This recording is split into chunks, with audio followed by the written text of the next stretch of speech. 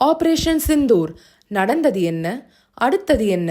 Lieutenant colonel Thiagarajan, பேராசிரியர் ராமஸ்ரீனிவாசன் பங்கேற்கும் சாணக்யாவின் உரைவீச்சு.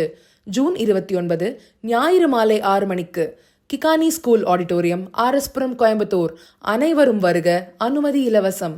அரசமைப்பு புத்தகத்தை கையில் எடுப்பதில் எந்த பயனும் இல்லை, அதை மதிக்க கற்றுக்கொள்ள வேண்டும் என காங்கிரஸ் MP ராகுல் காந்தியை வெளியுறவுத்துறை அமைச்சர் ஜெய்சங்கர் மறைமுகமாக விமர்சித்தார்.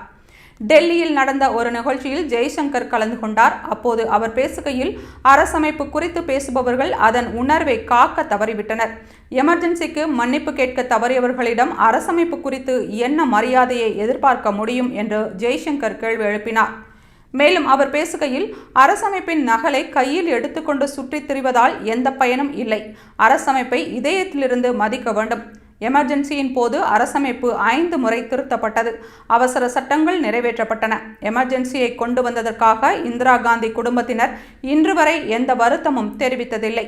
ஒருபோதும் சுதந்திரத்தை எளிதாக எடுத்துக்கொள்ளக் கூடாது என்பதே எமர்ஜென்சி நமக்கு கற்றுக் கொடுத்த பாடம் என்று ராகுலை ஜெய்சங்கர் மறைமுகமாக விமர்சித்தார்.